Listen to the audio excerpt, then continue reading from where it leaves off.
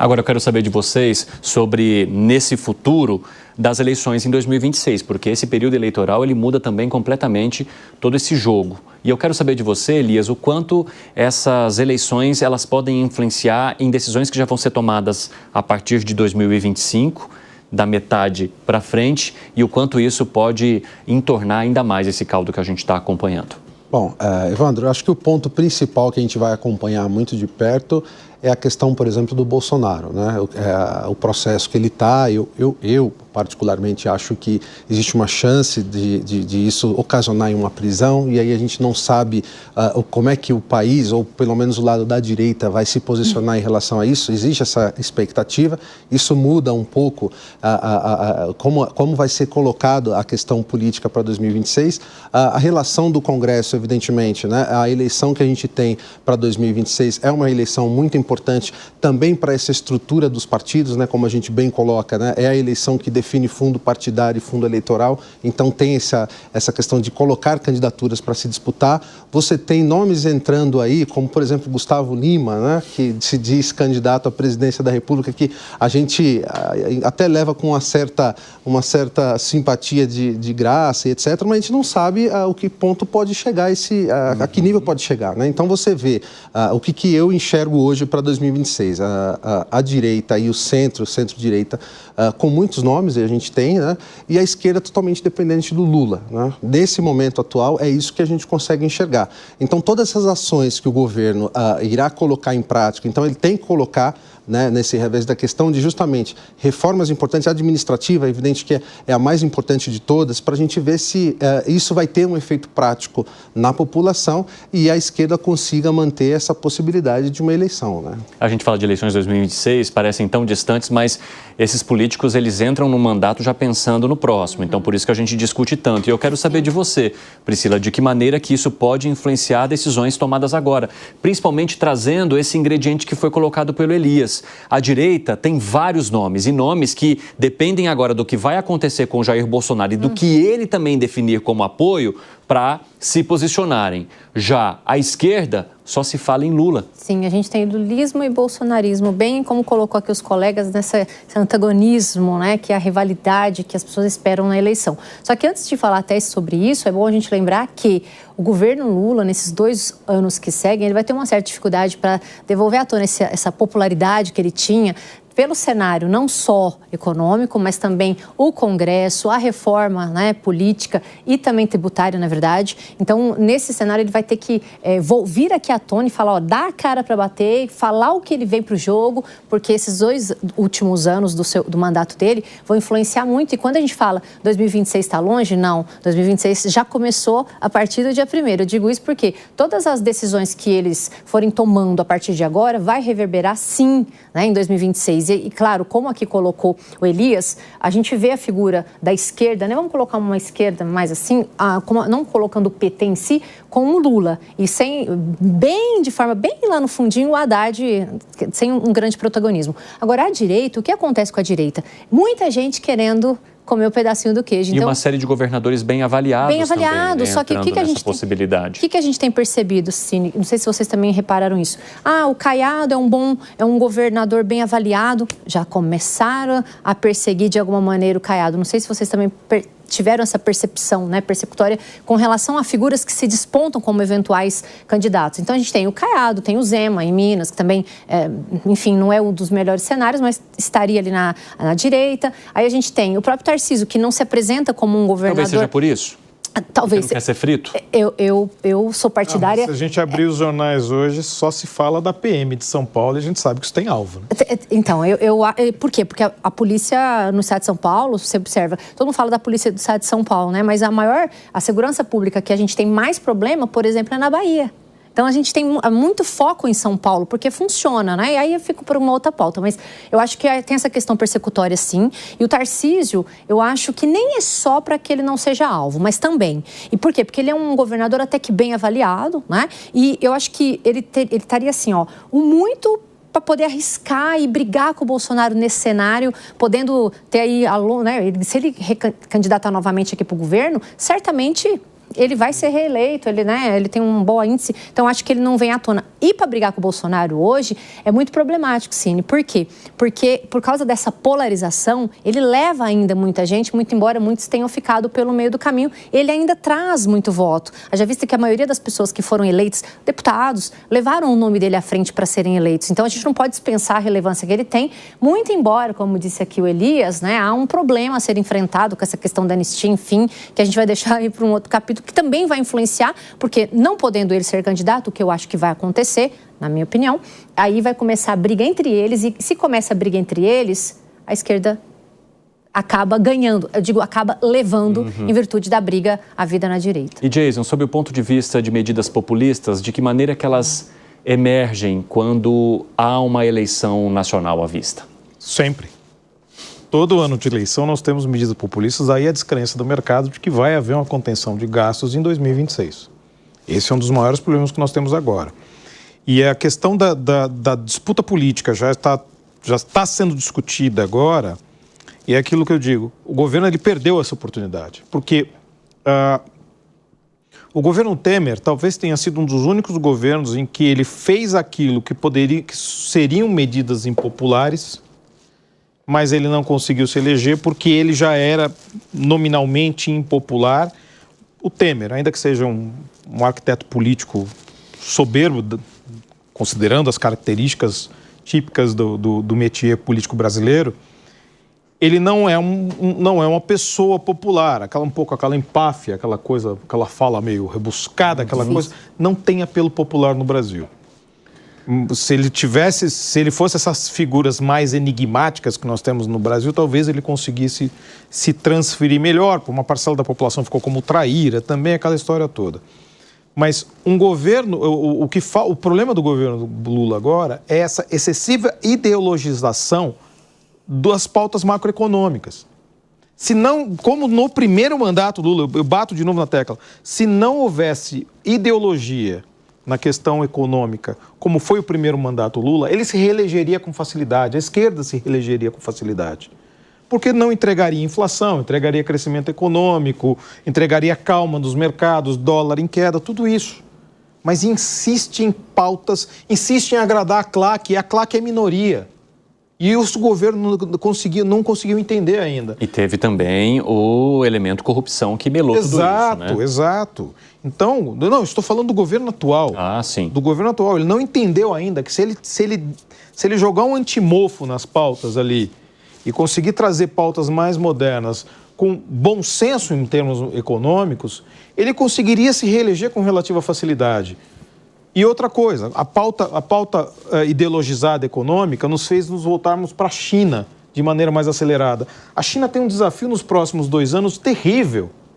Inclusive, eu converso muito com o Thiago, que é meu amigo pessoal, e quando ele fala muito bem de China, ele entende muito bem de China, ele demonstra isso. Há desafios muito grandes na economia chinesa nos próximos 2 anos. E que não vão ajudar a economia brasileira, como ajudaram no passado. Que o grande baluarte da ajuda brasileira no boom das commodities foi a China, que crescia a 10% ao ano. A China, se crescer 4% nos próximos anos, é muito. E para a dinâmica da economia chinesa, crescer 4% não vai puxar commodities, não vai puxar Brasil, não vai puxar emergentes. E aí, pior, diplomaticamente, a gente se une.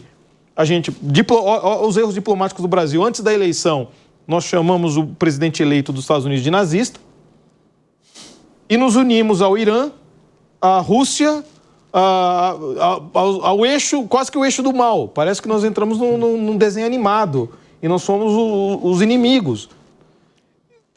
E aí você espera o quê nos próximos 2 anos, quando você tem os Estados Unidos com a possibilidade de ter um crescimento econômico baseado nas techs, mas acelerado ainda? E nós vamos fazer o quê? Como nós vamos aproveitar isso? Nós não vamos aproveitar isso, porque nós caímos na ideologia. Fala, Cristiano. Bom, tem muita coisa para falar. Você foi ouvindo todo mundo, foi colocando uma caixinha, agora pode entregar. Mas o ponto é o seguinte, em primeiro lugar, eu acho que o Lula é candidato. Todo mundo que você... O Lula quer ser candidato, o Lula vai ser candidato. Eu não vejo o Lula demonstrando a fragilidade, por exemplo, que o Biden demonstrou, por exemplo, apesar do problema. E outra, não necessariamente problema de saúde afasta o eleitor. Tem aí o exemplo do Bruno Covas, a própria Dilma enfrentou o câncer também e foi eleita, também presidente da República. Então, o problema de saúde não é necessariamente... e eu acho que o Lula quer ser candidato. Ele será candidato e o PT, e ele vai insistir nisso. Quando você vê todas as entrevistas de Disseu, Gleisi, todo mundo fala que o candidato é o Lula. Então, eu acho que... E outra, quem disputa no exercício do mandato tem sempre vantagem em relação aos adversários. Basta olhar, fazer uma pesquisa básica sobre o índice de reeleição no país. Quase todos os governadores são reeleitos, né? Os presidentes também, prefeitos, um índice de reeleição muito alto. A caixa de ferramenta que você pode abrir no ano da eleição é muito grande. Então, mesmo diante de todas essas dificuldades, eu acho que o Lula, já mataram politicamente algumas vezes o Lula. E hoje ele está aí, presidente da República. Então, acho que ele é um candidato forte. Vai ter uma eleição fácil? Não vai ter. Também por todos os desafios que nós mencionamos. Em relação ao Tarcísio, para mim, ele não assume a candidatura por 2 motivos. O primeiro é que o Bolsonaro diz que é candidato, e ele é o mais aliado do Bolsonaro. Se ele disser eu sou candidato, ele falou, Tarcísio, eu disse que eu sou candidato. Então, e segundo, a gente viu o erro que o Dória cometeu. O eleitor de São Paulo não gostou, porque via em cada gesto, na verdade, uma pretensão presidencial. Sim. E o desinteresse de governar o estado de São Paulo. Então, o eleitor ele pode penalizar muito o Tarcísio. Então, ele vai ter que focar nisso. Até porque, se ele tiver que tomar alguma decisão, vai ser só em abril de 2026. Não precisa fazer nada disso até lá, né? Estrategicamente, é muito inteligente da parte dele. Muito. E a gente fala das dificuldades do Lula, a gente fala mas... A própria você falou aqui da divisão que é a centro e a centro-direita. Todo mundo quer ser candidato, mas ninguém fala em aliança, ninguém fala em CD e tal. Tem uma profusão de candidatos. Tem o Zema, tem o Ronaldo Caiado, tem o Ratinho Júnior, tem o Eduardo Leite, lá no Rio Grande do Sul. Enfim, tem uma grande... Todo mundo ainda se apresentando de forma tímida, é verdade. Mas ainda a gente não percebe, pode mudar? Pode. De repente, eventualmente, a gente pode ver uma consolidação, um grande entendimento e, de repente, se aglutinar. E aí, o desafio, se houver essa união da esquerda, o desafio do Lula também aumenta ainda mais. Agora, para mim, existem 2 fatores fundamentais que vão definir muito o que vai ser 2026. Para mim, eu volto a falar o que eu já falei aqui em outro momento, que é a questão da meta. O governo vai mudar a meta de superávit que foi definida na LDO. Se ele fizer isso, aí o dólar, aí não vai ter nada de acomodação, como disse o ministro. Aí o dólar e afasta também do país a tão sonhada volta do investment grade, né? Que o Brasil também, que o Lula... Agora, você imagina, se o governo acontece alguma coisa, o Lula tem aí uma visão, a gente precisa avançar em pauta fiscal séria, em reforma e eventualmente vem esse investment grade e o dólar baixa, vem investimento aqui para o Brasil. É uma outra realidade. Então, são coisas que eventualmente podem acontecer. Então, eu acho que a gente ainda vai ter uma eleição onde o Lula é um candidato muito forte. Para mim, ele é candidato e vai estar presente, né, no próximo pleito. Então, o Tarcísio não tem porquê, na minha opinião, lançar a candidatura dele nesse momento. Ele só vai sair perdendo. Bom, a gente está caminhando para os 5 minutos finais e como você já trouxe a provocação, inclusive do que espera para questões econômicas voltadas agora em 2025, 2026, não só eleitorais, eu vou fazer um giro objetivo aqui com vocês para a gente arrematar. E para você, Elias, o que a gente deve prestar atenção nessa segunda parte de mandato, seja política ou economicamente? Eu acho que a predisposição do governo para colocar as reformas. Acho que é isso que a sociedade está almejando e buscando, né? E para você, Priscila? Nesse momento, eu acho que eles vão priorizar a questão do populismo, que é próprio do governo, para poder trazer de volta essas pessoas que se evadiram e trabalhar de forma com afinco nessa reforma tributária de verdade, não colocando, né, coisas assim ao vento, e mais do que isso, também colocar uma coisa mais ferrenha no que tange a economia, né? Colocar um governo mais forte, um ministro tem que ser um pouco mais forte, mais incisivo, para poder não trazer essa coisa de especulação que a gente vê, que trouxe toda um pouco dessa problemática envolvendo a nossa economia. Ô Elias, você acredita que a posse de Donald Trump possa mexer em alguma peça? Eu acho que muito pouco. Não vejo isso como forma consistente de movimentação para o nosso lado nesse momento. Por quê? Porque você entende que as falas que poderiam afetar, elas já foram ditas, né? E hoje você vê que o próprio Trump, na sua expansão, na sua forma de expor, que diz que seria totalmente protecionista, você vê ele desconstruindo isso agora, né? Então eu entendo que ele teria muito mais uma condição aí agora agora eu sou governo, né? E evidentemente ir trazendo essas pautas que poderiam trazer uma certa dificuldade para o país, não entendo que isso afetaria, não. Jason, o governo criou o arcabouço fiscal. E eu te pergunto, ele vai conseguir sustentar o arcabouço fiscal até o fim? Eu acho que ele não vai cumprir. Por quê? Porque, dado como estão desenhados os gastos nesse momento, ele não tem condições de cumprir. Ele não tem condições de buscar novas fontes de arrecadação. Então, ele tem um problema grave. Como o Cristiano falou até, a questão provavelmente saber se ele vai mudar a meta. Esse é o ponto mais relevante. E o que mudar a meta significa? Exatamente o que ele falou. Vai ser degringolar esse dólar, a perspectiva do investidor estrangeiro vai se tornar negativa em relação ao Brasil, o investidor local vai ter que começar a lidar com possíveis números de crescimento econômico mais fraco, dada a taxa de juros muito elevada. Ou seja, porque é como se a pessoa olhasse e dissesse, não está conseguindo cumprir nada do que prometeu. Não consegue e não quer. Esse é o pior problema. E daí vai para 2000... Então, assim, pode ser que ele não mude a meta, mas, por exemplo, a projeção da mediana de mercado está indicando que o déficit esse ano vai ser de 0,5%, quando deveria ser 0%. Já está falando de déficit de 0,5% no ano que vem de novo. E há projeções piores, porque nós estamos falando da mediana. Há projeções de déficit piores aí. Então, a expectativa é de que os números fiscais não sejam positivos. Como se reverteria isso? Investidores estrangeiros estão dizendo que o Brasil vai ter que apresentar um plano maravilhoso para conseguir reverter isso. Isso provavelmente não vai acontecer. Então, o que pode acontecer este ano, eu não vejo o governo apresentando nada de espetacular para tentar avançar nas pautas macroeconômicas. É um governo que, você vê, o Haddad está cansado.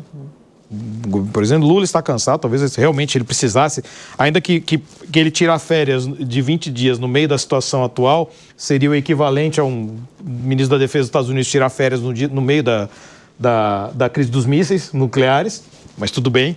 Está no direito dele por conta do recesso parlamentar, mas neste cenário atual, eu não consigo ver nada muito crível que o governo consiga apresentar, a não ser uma reforma administrativa e uma reforma do Pacto Federativo que seja positiva. Mas a gente sabe que isso vai ter que passar pelo crivo do presidente. E se não for na ideologia do presidente, não passa. Só para arrematar, Cristiano, a reforma ministerial, ela pode ajudar ou ela pode significar um desafio ainda maior a depender de quem entrar ali? Acho que ela tende mais a ajudar do que a atrapalhar. Isso porque eu acho que trocar algumas peças ali vai agradar alguns partidos, pelo menos no início. Aí a permanência desse bom ambiente vai depender muito do desenrolar de outras questões que nós tratamos aqui. Como é que vão ficar as emendas parlamentares? Vai ter solução ou não vai? O Congresso vai continuar brigando? Então, tem outras questões que vão acabar interferindo nisso. A reforma ministerial é uma perna para melhorar essa, não é nenhum... vamos dizer assim, a salvação do governo e tal está na reforma ministerial. Não é a verdade.